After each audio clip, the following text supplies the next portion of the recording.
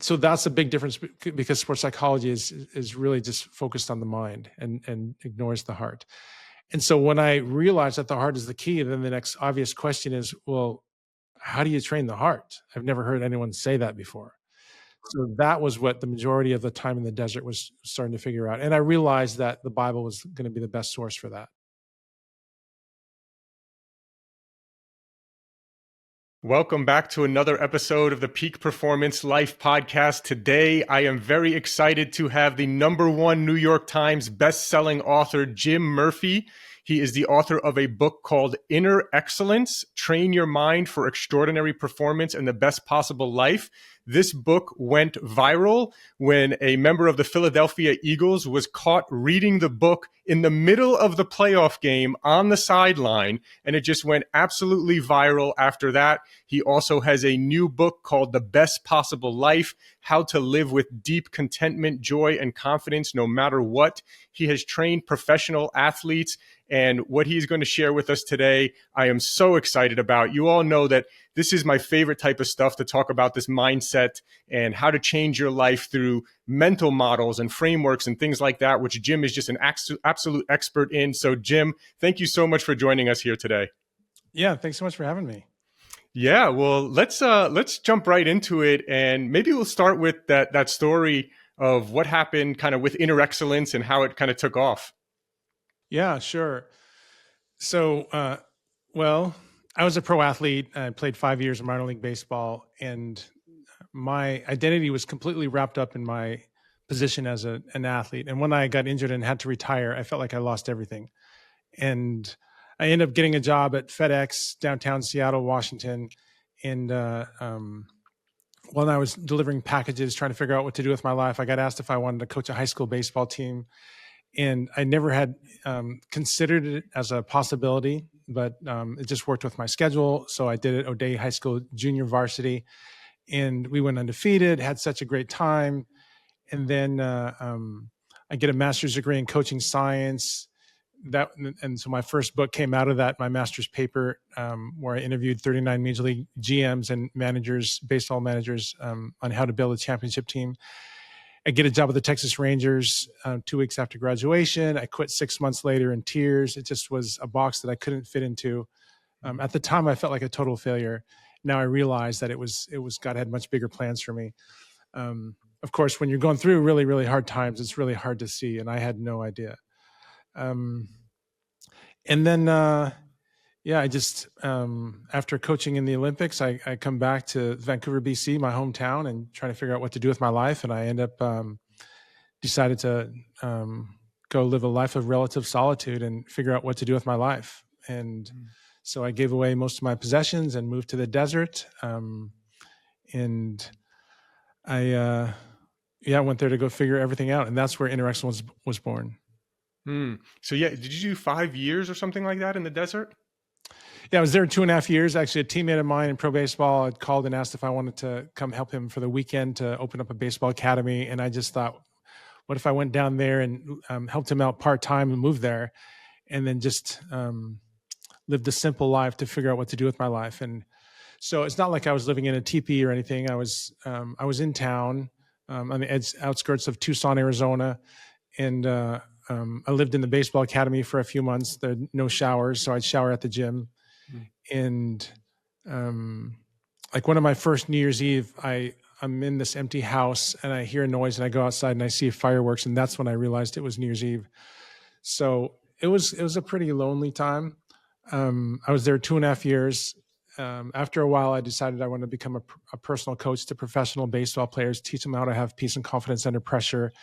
And my first few athletes did amazing. So then I decided to put together a little manual for future clients on how to have peace and confidence under extreme pressure. I call up a sports psychologist and ask him, how can an Olympic athlete train for 4 years for an event that may last less than a minute and have peace and confidence in that situation? And that I just didn't get the answers that I was looking for. So I called another. And then that turned into 5 years of full-time writing and research that became the book Inner Excellence. Amazing.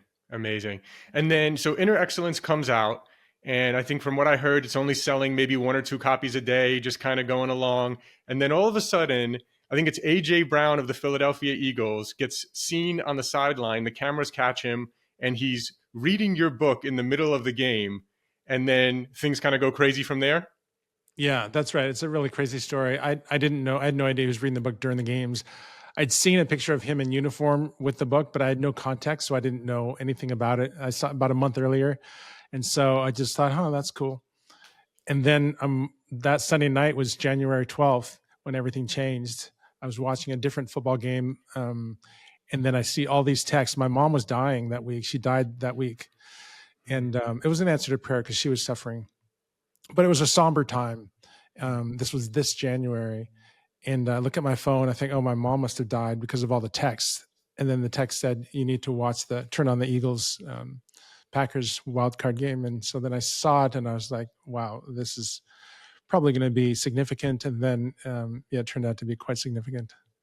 Incredible, incredible. And now since then, you've kind of coached many people, and have obviously many people have read your book and learned a lot through there, and have gotten incredible success from your book. So I'm sure the people listening are going to want to learn, like, hey, what's in these books? What is the secret sauce that's getting all these pro athletes to be reading it in the middle of the most important game of their life, potentially?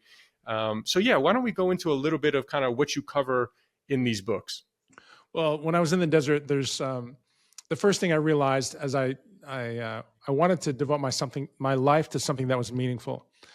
And when I was there, I realized that I don't want to. At first, it was just I want to be the best performance coach in the world, and I want to write the best book ever written on mental toughness. That was my goal. And then I realized, what good does it do to help someone win a world championship or be world number one or Olympic champion if it doesn't improve their life or make the world a better place? Like, what if they're a jerk and they kick the dog and scream at their kids, and they're just not a good person? Then did I do anything good? And so I realized I wanted to really make a difference. And the thing that really changed my life and was kind of the foundation of Inner Excellence was realizing that the training needed to perform your best under pressure is the same training to live the best possible life.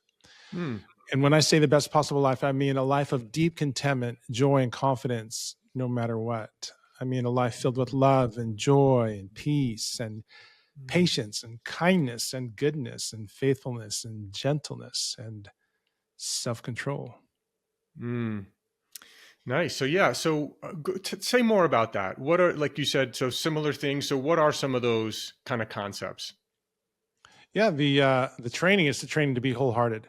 So when we're born with a divided heart. There's part of us that just wants things that are eternal, like love, joy, peace, inner strength, and but then there's part of us that our ego, the part of our mind that I call the ego, the part of our mind that's always threatened, always comparing, never satisfied. That part that's the division. Is we have this human nature, and then we have this part of us that's created in God's image, and then they're going in different directions. And so the human nature is the kind of the default. That's how we're born, with this what I call self-centeredness. Our biggest challenge in performance and in life is self-centeredness, getting in our own way. And it kind of shows up in three main ways. One is overthinking, just way too many thoughts from way too many concerns. The second one is negative thinking or judgmental thinking. And the third one is self-consciousness, concern for what will happen to me if I screw this up or if I fail. What will people think about me? How do I compare? How do I fit in? And so those are the three big challenges that we face in performance and in life. And it comes from this self-referential life of seeing everything of how it impacts me and from my point of view. And so that's our greatest limit and challenge. Yeah, yeah. So I think I've heard you talk about, like, so when you come from a place of you're here to give and serve, and it's not about you, then that maybe kind of takes away some of the pressure here. Yeah, there's no fear in love. Love is completely fearless. And that's why I always say selfless is fearless. And you can just think about when you're at your very best doing anything. Were you concerned about self? Was there self-protection? Was there fear?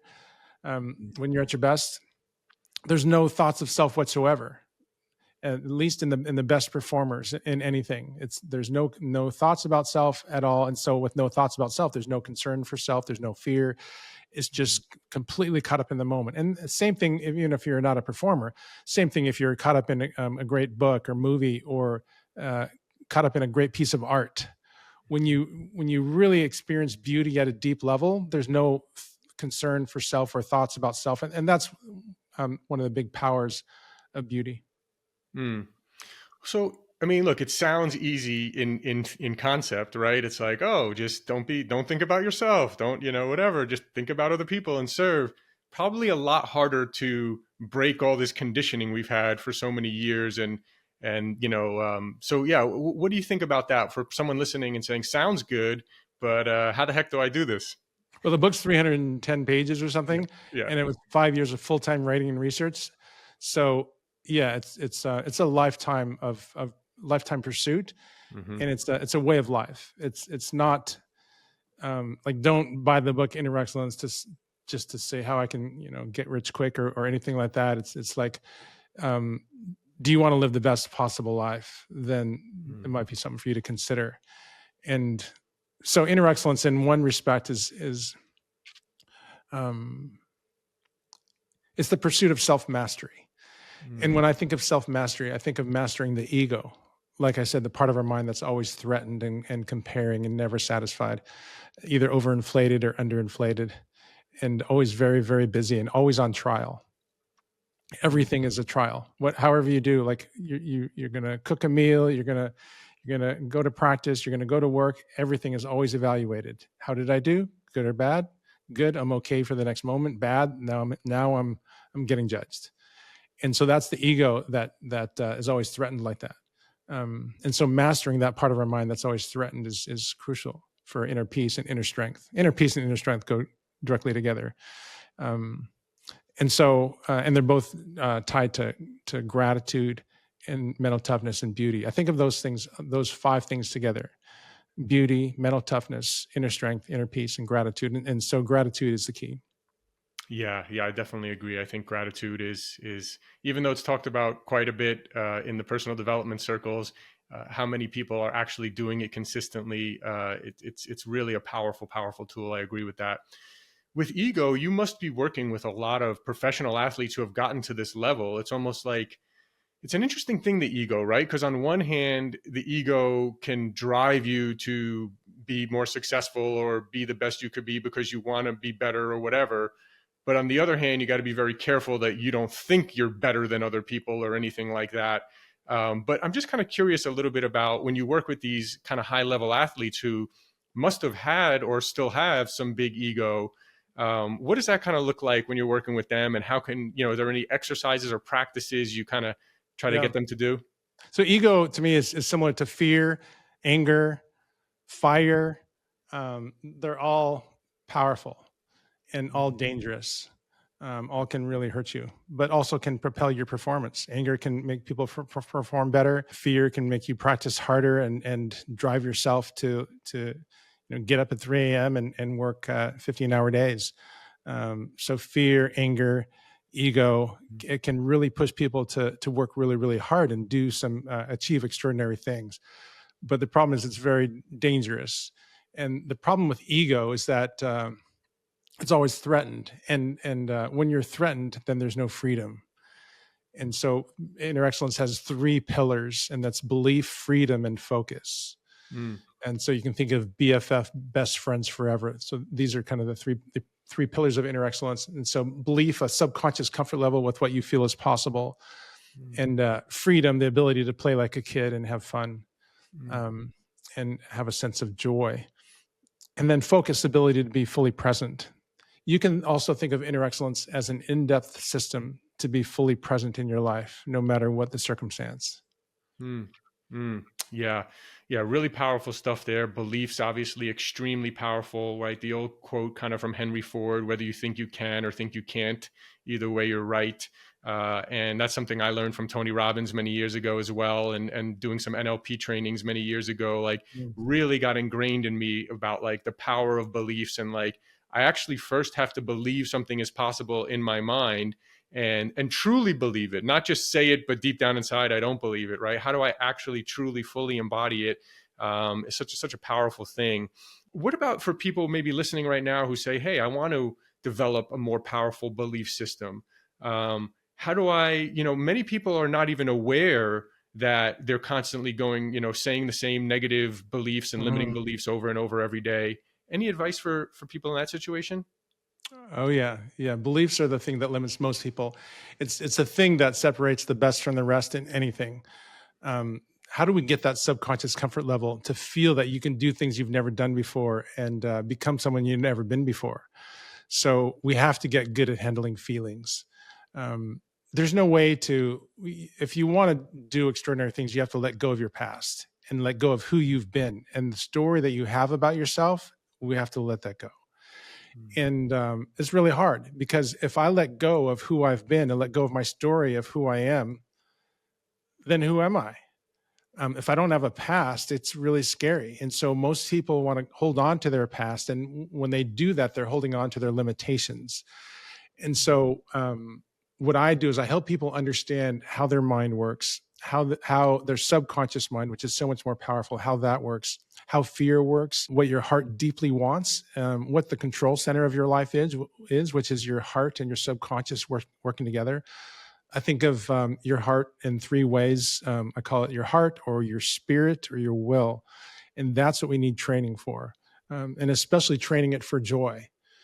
I define joy as a deep sense of well being, freedom, and gratitude, independent of circumstance, an inner buoyancy and delight that comes from sacrificial love.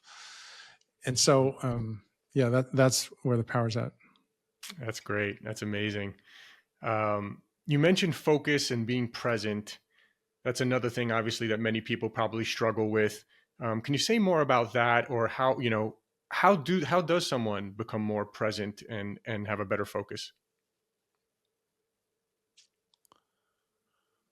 Most people are very anxious today, and they're also very, very busy. And part of the reason that they're very busy is because they're anxious. Um, and they're anxious because they're busy. What I mean by that is, if I stopped, I'm going to fall behind. That can be one of the feelings, and then I'm not going to compare well. There's an obsession in Western culture with being productive and achievement because our deepest need is for love, and our greatest fear as humans is rejection, to not get that love. And so, if I'm productive, if I achieve something, then I can get that love. And if I don't achieve it, then not only am I not going to get the love, I'm going to get the worst, which is rejection of the love. And so it's a very scary thing. Um, so in order to be present, we need to ruthlessly eliminate hurry from our lives. Mm. But there's no way you're going to reduce hurry and live a life with a lot more space in it unless you simplify your life. And the only way you're going to simplify your life is you have to clarify what matters most in your life. You got to get rid of what's not you and kind of hone in on who am I? How do I want to feel? How do I want to live? Who do I want to become? What are the characteristics of the people that I admire most, past and present? What do I value most? And put that into one sentence and make that your life purpose. And if that purpose is based on some aspect of love, serving others, then it can be a powerful thing that can really help you simplify your life and be more present. And when you're more present, well, first of all, there's no fear in the present moment. Fear is a self-centered future orientation in general. When you're more present, you see more beauty. I want to share one other thing about beliefs. Beliefs are so crucial. Beliefs are feelings. So most people spend their day, in my estimation, thinking about 6 or 7 different groups of thoughts over and over and over.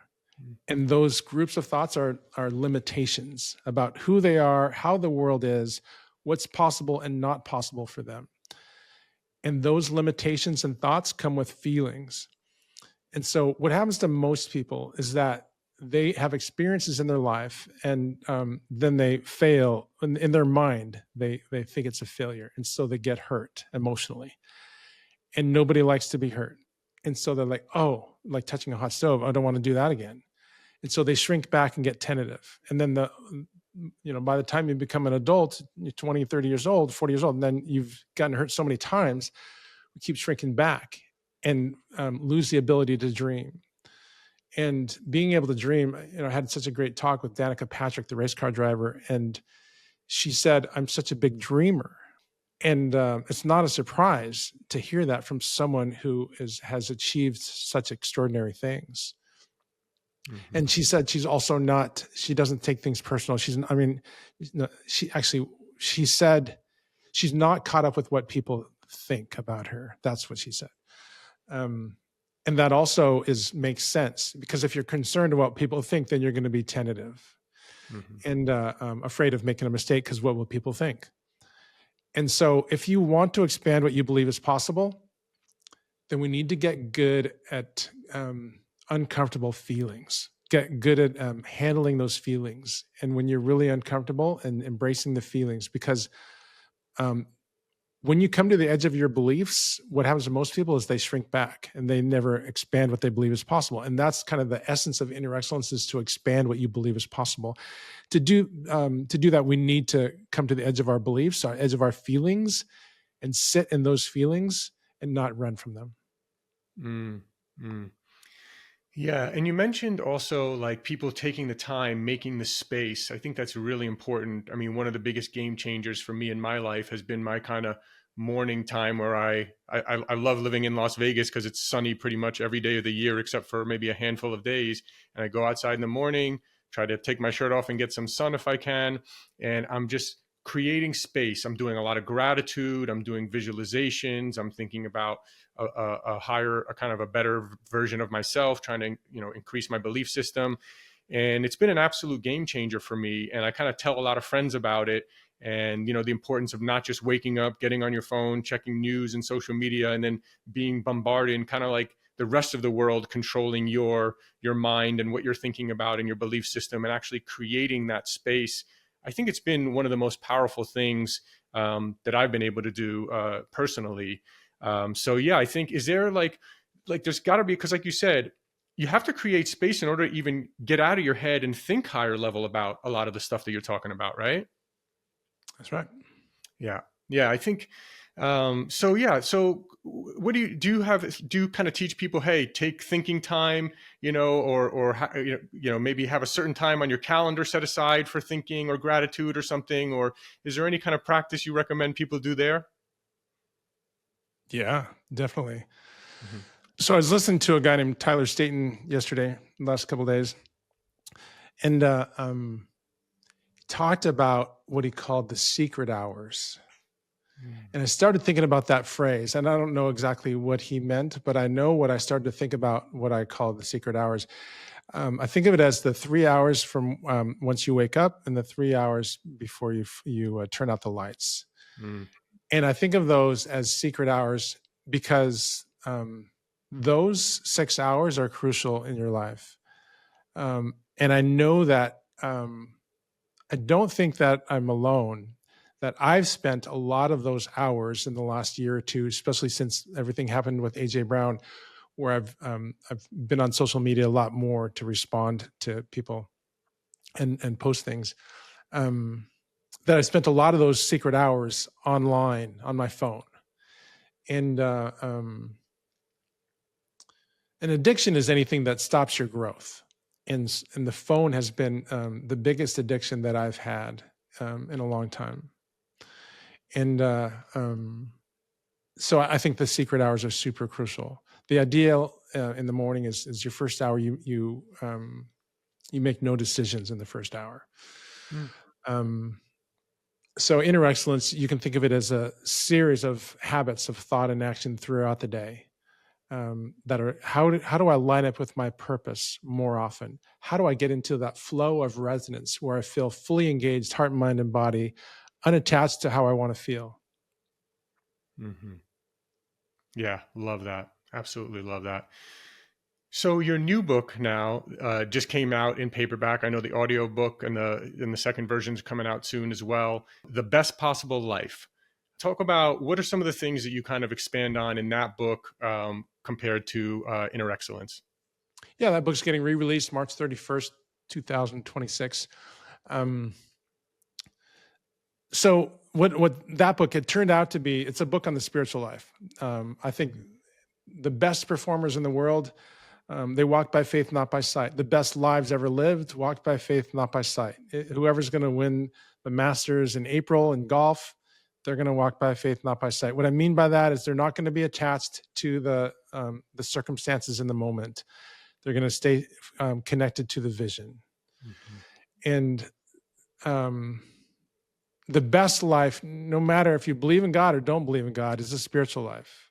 In other words, it's a heart-led, heart-centered life where you're not attached to the ups and downs of everyday life. You're staying connected to the vision, and so that's what this book is about. But it goes beyond that. It's the book. It's titled "The Best Possible Life: How to Live with Deep Contentment, Joy, and Confidence, No Matter What." But it's a book based on the Bible. On how what I feel is the way to live the best possible life. How do you live with deep contentment, joy, and confidence no matter what?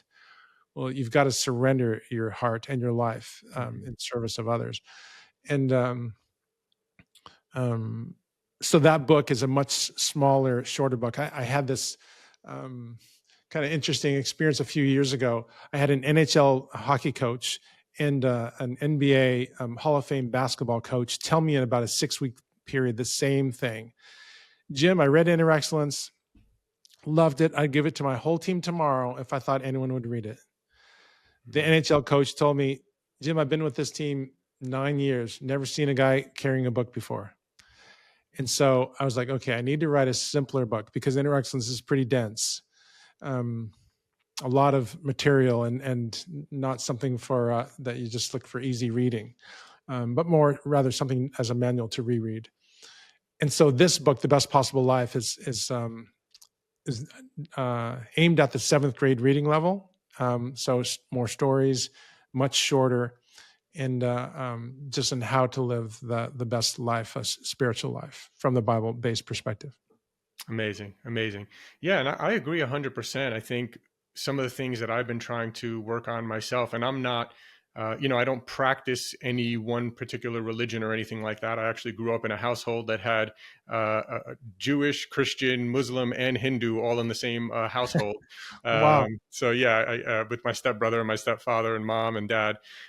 So yeah, it was interesting. And while I don't practice any one particular religion, I do consider myself spiritual, and I love studying spirituality. And some of the best things I've learned are just having, whatever you call it, God, or, I use the word the creator, right? Having faith and certainty in the creator, in God, right? And so that's been really powerful. And so kind of just trusting, right? And I know in religion, they always talk about having faith, right? If you truly trust in the creator, then why be so nervous and anxious over everything, right? So yeah, I think it's been extremely powerful. And also kind of, not being reactive is another thing I think a lot about. I think so many of us, something happens and we're so quick to react, but how can we pause, not be reactive? That's been a big thing for me as well in terms of spirituality. And there's one more thing, it's slipping my mind. I'm sure I'll remember in a minute, but would love to hear kind of some more of your thoughts around maybe, what you think about that. Yeah. So in the book, I talk about how everyone has faith. There's nobody that doesn't have faith. Everyone believes in something. Either you believe there is a God, there's no God, or there's multiple gods. You got one of the three options. And but if you believe there's no God, then you're believing there's something else that's holding the stars in place and spinning the earth and created everything. And so I think it takes as much faith to believe that there is no creator as there was a creator. But that doesn't really matter to me. To me, the big thing that I want everyone to know, whether you're Buddhist, Muslim, atheist, is that there's a power beyond you that is holding the stars in place, that's growing the grass. It's positive energy that if you connect with, you can get out of your own way and you can get into this flow that's really, really powerful. I also talk about in the book that what you love most is what's running your life. Your heart is the control center of your life. working with your subconscious mind, and what your top love, your greatest love. That's what's running your life, because that's where your greatest love and greatest fear are going to work together to run your life. That's your God, whatever that is that you love most. Mm-hmm. Mm-hmm. Yeah, and the other thing I was thinking about before is the question I try to always ask myself every day and have in kind of my journal is, how can I help and inspire more people? Or thank you, Creator, for guiding me to help and inspire more people. Kind of going back to what you said earlier, I think it's really important. And it feels good, right? When you help people, you feel good. Whether you want to call it good karma or whatever you want to call it, you feel better about yourself. Which I think creates a better belief system, maybe with your unconscious mind. Hey, maybe I do deserve certain things in my life because I'm a good person. Look, I do good things, right? Yeah, and one thing that I think that you might consider also is you can think about, okay, if there is one creator God who Mm-hmm. created us all with a purpose, does that God want me to have a relationship with him? And if he doesn't, like say there's no God, or he doesn't care about a relationship with you, then it doesn't matter if you say a prayer to him. It doesn't matter, because there's no God, or he didn't care. But if he does care, it matters a whole lot. And so I would encourage you and everyone watching to say a simple prayer. Say, God, if you're real, show me. I want to know you. Mm. Yeah, that's really good. Really good. So I know you work with a lot of top performing athletes, kind of bringing this back now, because we have a lot of people who are not professional athletes. We have a lot of people who are just, in their 40s and 50s and just trying to live a life that they are passionate about, right? I think for me, one of the things I think about is, when I'm an old man looking back at my life, I don't want to have any regrets, which is another kind of question that I like to ask myself in my morning thinking time, which you need to create space in order to even have time to think about these things, is when I'm an old man, what will I regret not doing or doing, and kind of trying to cross those off the list now. Yeah, for sure. Yeah. So, what else? So for the average, bringing it back for the average person now, normal person, how can they kind of use your concepts if they're not a professional athlete, but they want to not have regrets? They want to live a happy, passionate, purposeful life. What do you think those kind of people can find in your books that could be helpful for them? Well, first of all, this book is more for them than a professional athlete in many ways, because I think the average person in Western culture has more pressure than a professional athlete. Mm, What I mean by that is they have a harder life, and a professional athlete, they've got an off season. Most of us don't have off seasons, mhm, and they've got coaches that give them advice and give them massages and take care of their body and their mind and everything. And most of us don't have all that. And so, in many ways, inner excellence is meant for the rest of us, not the pro athletes. Even though the book was initially written for pro athletes, what I found out is that if you want to be the best professional athlete that you can possibly be, it's about human optimization. It's about being the best that you can be as a person, and so that works for all of us. mhm, And so, if you want to think about how we can all use this stuff, the the number one goal every day and when I give an inner excellence retreat, it's the same retreat. It doesn't matter if you're a CEO, a homemaker, homeless person, or Olympic champion. It's the exact same retreat, because we're all human. We all want the same basic thing. We all have the same basic fears. And so the number one goal for all of us is to learn and grow. And within that, we have 4 daily goals. The first one is to give the best of what you have today. The second one is to be present, because there's no fear in the present moment. And when you're fully present, then you're fearless. The third one is to be grateful, because gratitude, as I shared earlier, is directly linked to inner peace, which is directly linked to inner strength. And then the fourth one is to focus on your routines and only what you can control. mm, And if we think about the first one, giving the best of what you've got every day, one of the coaches I interviewed for the book, he was sharing with me, his name is Frosty Westering out of Pacific Lutheran University, won 4 national championships in football. And he said there's 3 types of best. There's being the best, which is very rare, like national champion or world champion, if ever. And then there's being your best, which is also quite rare to have a personal best day. And then there's your best shot. giving it your best shot. And you can do that every single day. And so that's what we do. That's what he did. And that's what we do. And then within that, I think it's super important to realize that some days are going to be what I call the 30 or 40% days. And some days you're not going to have much to give.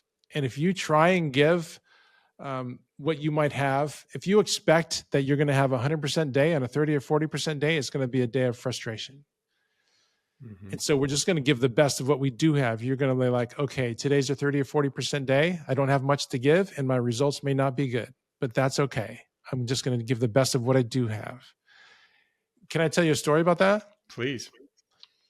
A couple months ago, I was in New Jersey, and I spent 12 nights, late nights, working on The Best Possible Life for the rewrite coming up in March.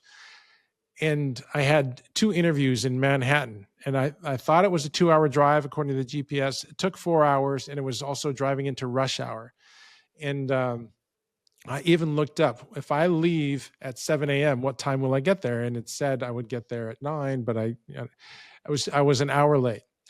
And so getting there, driving through rush hour, Manhattan rush hour traffic, was not the most zen-ish experience. And I walk in and their whole team's ready to go for the interview. And I was not ready to go. I had a little bit of stress, and then my thoughts were negative. I was like, oh man, I'm tired from the last 12 nights. I've got this stressful drive that I just did. And now they want to go right now because they've been waiting for an hour. And I was like, I need to use the bathroom. So I go into the bathroom and I was like, okay, I need to get sorted here.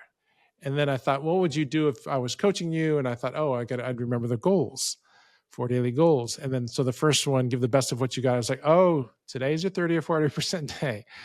And so I was like, because I was starting to think negative. Okay, I don't have much sleep. I'm tired. I just did this stressful drive. Why am I even doing this? Why did I take this interview? Like, my mind was going negative. It's not going to go good, etc. Kind of spiraling. And I was like, wait, no, stop all that. And so I went to 2 things. One, I should remember my goals and to give the best of what I have. And today's a 30 or 40% day. It may not be very good, but I'm going to give the best of what I have. And then I also remembered principle number 1 of inner excellence. There's 3 principles of inner excellence. And number 1 is, everything is here to teach me and help me. It's all working for my good. Mm. So remembering that, and remembering the first goal of the 4 daily goals was really, really helpful. I've done several hundred interviews since January 12th of this year. And I think of those 2 in-person interviews I had that day where I felt like when I finished, those were top 10 interviews. Wow. That's incredible. Yeah. And it was just a little reframe of the mind, right? And so I guess the first step for people is to kind of maybe try to catch themselves or become aware when they are in that negative cycle.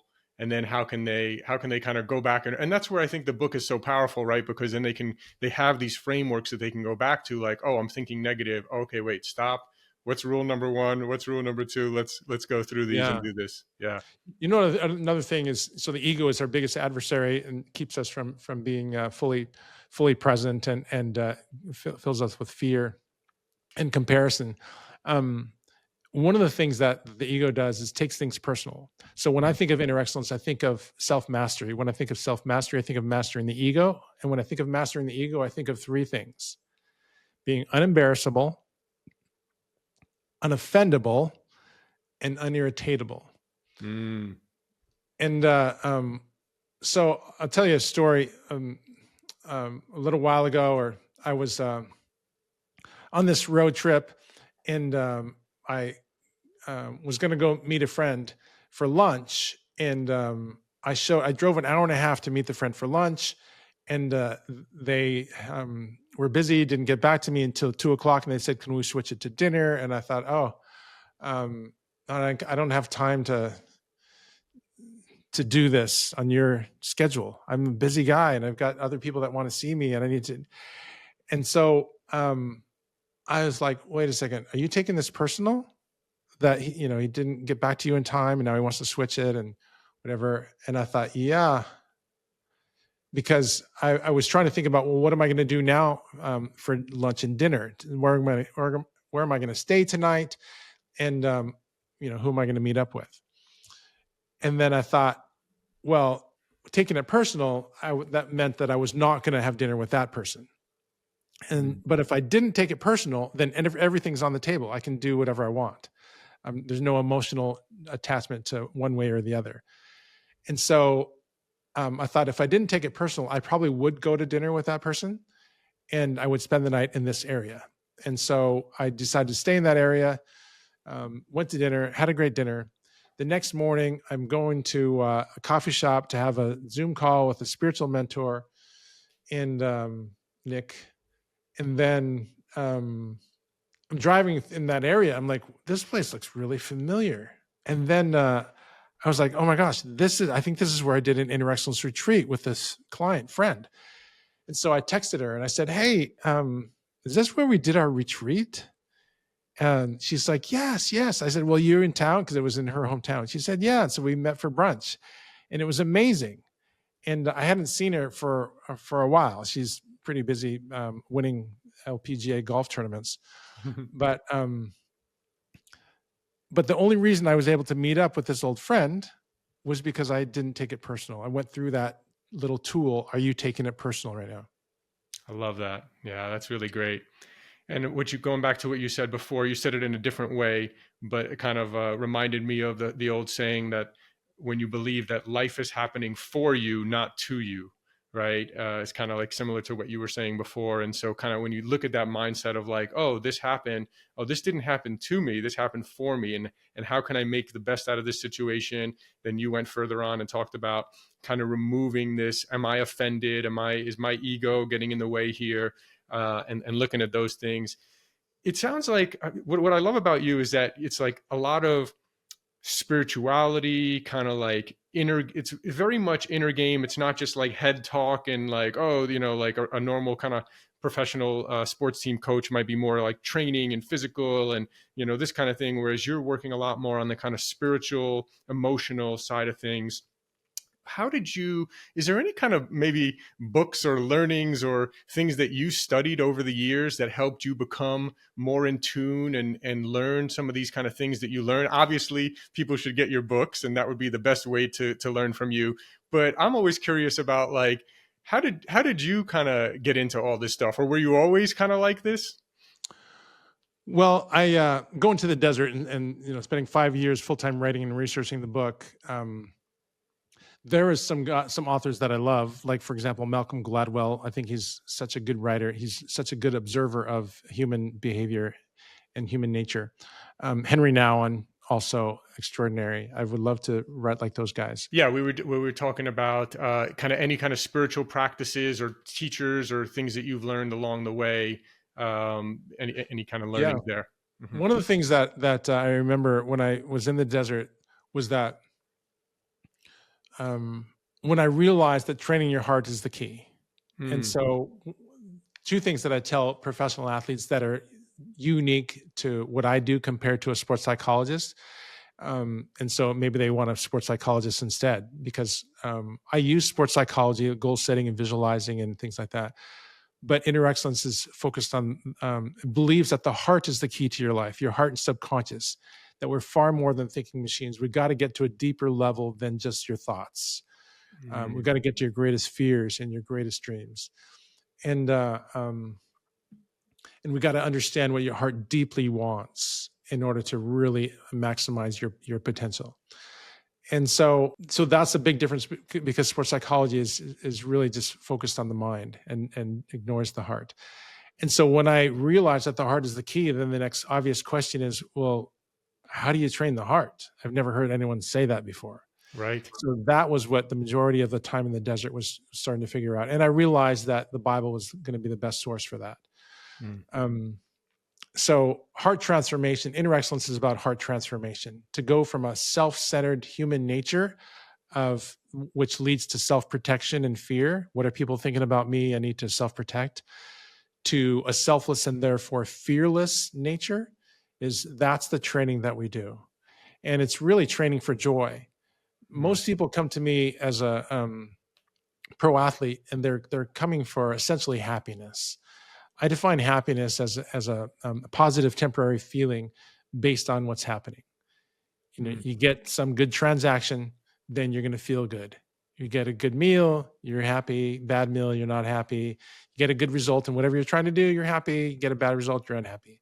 So they want more happiness because they want better results. So they get more happiness. It's a very surface level pursuit that I was caught up in most of my life, and that it's easily caught up into, especially if you're talented, because you can get a lot more success in these transactions. And so what I teach people is how to pursue joy, because joy is so much more powerful and eternal, and helps you become better at everything.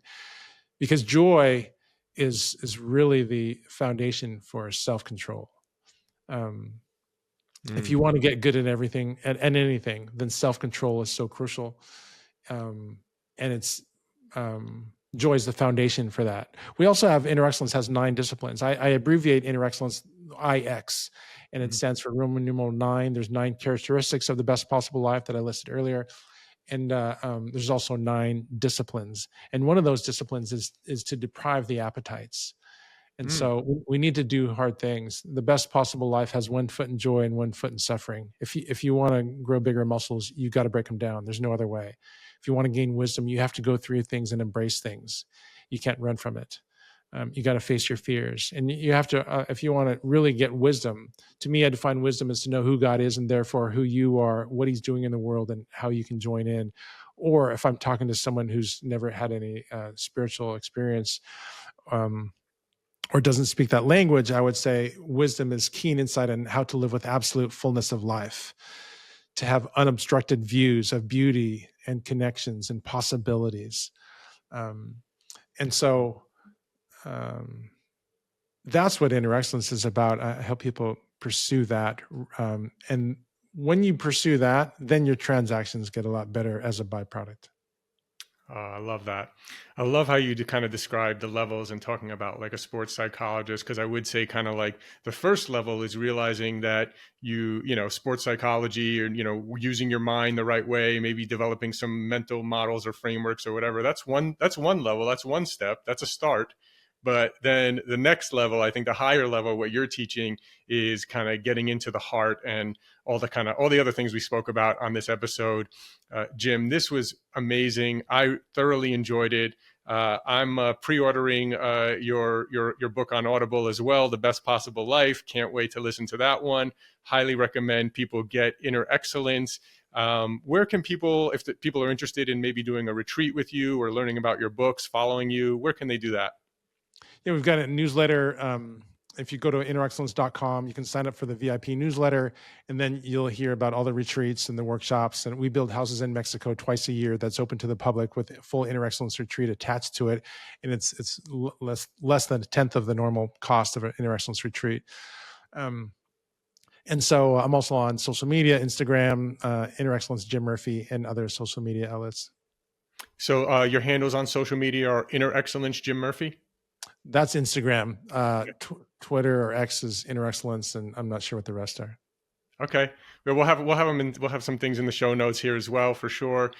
Jim, this was amazing. Thank you so much for the things that you're teaching, because it's really deep, man. It's really deep. It's not just the psychological stuff. It's going deeper than that, which I really love. Thank you for all you're doing for not just professional athletes, but for everyday people like us who are listening right now. And really enjoyed this, and I hope we can do it again sometime. Yeah, I would love to. Thanks so much for having me on your show. Thank you. Thank you for listening. If you enjoyed this episode, it would really mean a lot to me if you would forward this episode along to any friends, family members, anyone that you think that would get value out of it and learn something important. The mission at Peak Performance is to help people prioritize and transform their health. And so if you think someone will get value, please, please, please do forward this episode along to them. Also, if you could please rate and review and subscribe on whatever podcast player you are listening to this on, we would greatly appreciate that as well. It means a lot. And I want to tell you about a couple of new products that we just released. You can get 20% off your first order at buypeakperformance.com. That's BUY peakperformance.com. We just released a brand new grass-fed beef protein isolate. This is my favorite new protein powder because it's great for muscle building and recovering and all that kind of stuff, but it doesn't give the stomach discomfort and gas that a lot of people get from different types of proteins like whey protein. Some types of plant proteins can do the same as well. It seems to be really, really easy on the stomach while still giving all the great benefits of muscle building and everything else that you want from taking in adequate protein. So check out our new beef protein isolate. We have it in unflavored, which I actually mix and blend with my morning coffee every morning. We have a vanilla and we have a chocolate. You can buy it on Amazon, but again, you also do get 20% off your first order at buypeakperformance.com, B-U-Y, peakperformance.com. We've also recently released organic mushroom coffee. We have these in Keurig compatible K-cup coffee pods. We have organic mushroom coffee with lion's mane, reishi, cordyceps, turkey tail, and chaga mushrooms blended with the high altitude organic coffee that we've been using and that we've been famous for years. So that's been a big hit, that one as well. You can get on our website or Amazon, any of our products. And of course, we're always famous for our organic green superfood powder that has almost 5,000 reviews on Amazon with a very high star rating. We're known as the best tasting USDA certified organic green superfood powder with over 25 plus organic ingredients. Again, we also have the organic red superfood powder. We still, of course, have the organic plant protein for those who do prefer the plant protein, but I'm really excited about this new beef protein isolate and all of our other products. We do have over 100 products, so just check us out if you type in Peak Performance Supplements on Amazon or if you go to buypeakperformance.com. Thank you so much, and we'll talk to you again soon.